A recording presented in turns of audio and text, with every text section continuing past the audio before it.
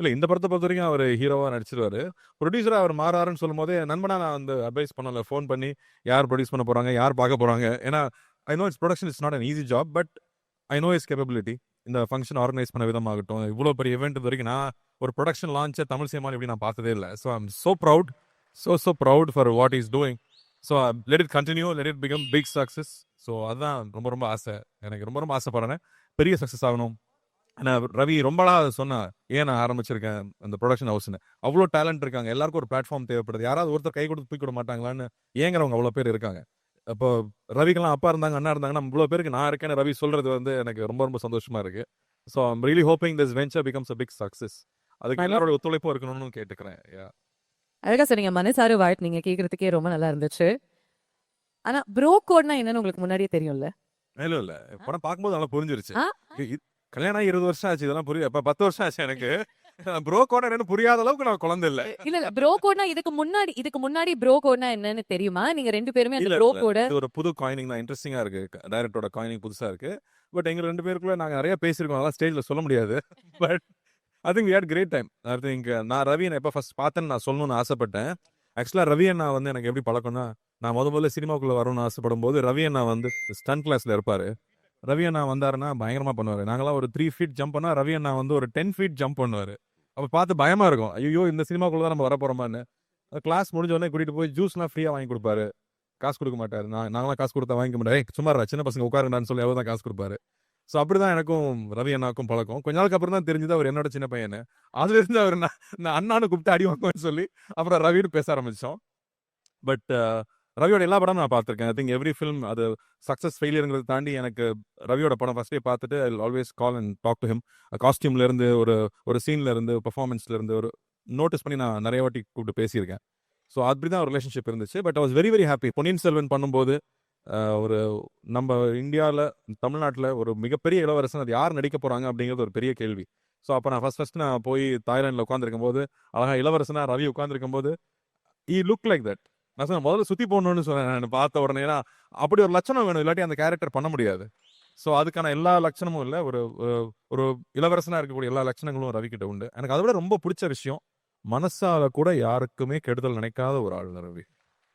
அவனால நினைக்க முடியாது, he is not made like that. அதனால I am so proud of him. And இன்னைக்கு அவன் வந்திருக்கிற தூரமாகட்டும், நாங்கள் 2 பேரும் உட்காந்து பேசும்போது எனக்கு ஒரு ஃபுல் நரேஷனே கொடுத்தாரு அவர் ஒரு டின்னர் டேபிளில்.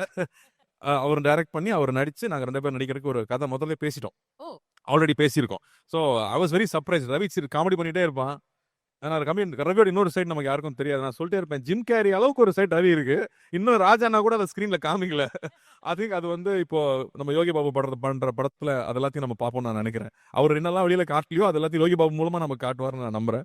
So I always been surprised. அவன் ஜாலியா மட்டும்தான் இருப்பாருன்னு நினைக்கும் போது சினிமா நல்லா தெரியும். ஒரு ப்ராப்பர் ஃபிலிம் ஸ்டூடெண்டா வேர்ல்ட் சினிமா அப்சர்வ் பண்ணிட்டே இருக்கிற ஆளு. இதெல்லாம் ரவி பத்தி யாரும் சொல்லியிருக்க மாட்டாங்க, ஏன்னா அவ்வளவு சீரியஸான சைடு அவருக்கு யாருக்கும் தெரியாது.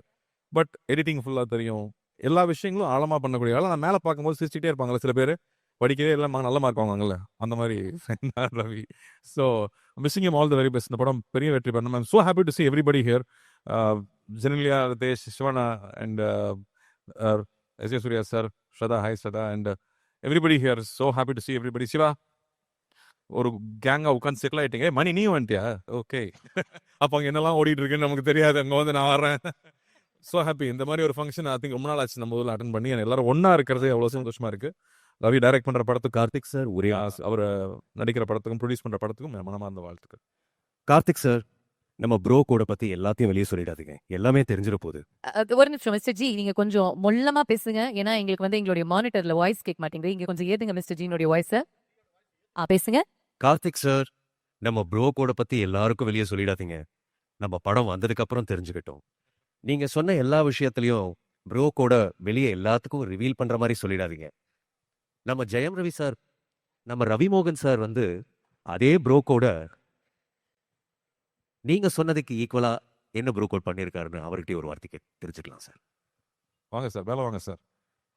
அங்கிருந்தே சொன்னாலே ஓகே தான் சார். அங்கேருந்து ஓகே. சார் சொன்ன மாதிரி உங்களுக்கும் அவருக்கு இருக்கிற ப்ரோ கோட் மொமெண்ட் நீங்க ஒன்று சொல்லுங்க சார். அது சொல்லக்கூடாதுங்கிறது தான் ப்ரோ கோடு, வேற எதுவும் இல்லை. மிஸ்டர் ஜி, நாங்கள் பேசிக்கிறோம் மிஸ்டர் ஜி, அது வேற.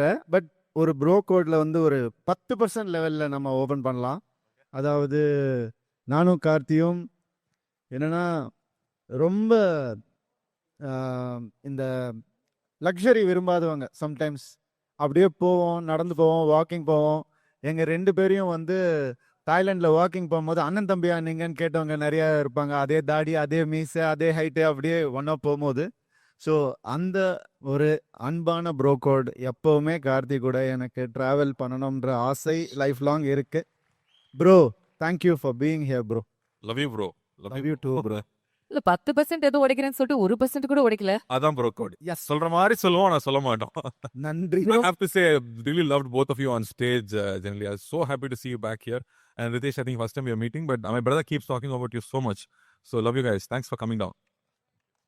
தேங்க்யூ கார்த்தி. சரி, நீங்க 2 பேருமே நம்ம படம் சேர்ந்து பண்ணணும், நான் நடிக்கணும், நீங்க டைரக்ட் பண்ணணும் அப்படிலாம் பேசிட்டு இருந்தீங்க. ஃபர்ஸ்ட் படத்துலயே என்ன வந்து கூப்பிட்டு நடிக்க வைக்கலான்னு கேட்டீங்களா இல்லையா? இல்ல, அதோட பெரிய ஆர்டிஸ்ட் இருக்காரு, ஹீரோ வந்திருக்கிறாரு. அவர் இருக்கும்போது இப்படிலாம் நம்ம பேசக்கூடாது. இல்ல அவங்க நடிச்சு அதை அப்படி தூக்கி நிப்பாட்டிட்டு கம்பெனி அப்புறம் நம்ம உள்ள வந்து பேசிக்கலாம்.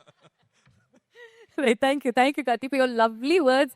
ரொம்ப வெளிப்படையா பேசுங்க and you told us a lot of things about Ravi அவர்கள் that we didn't know. எங்களுக்கு தெரியாத நிறைய விஷயங்கள் அவரை பத்தி நீங்க ஷேர் பண்ணீங்க.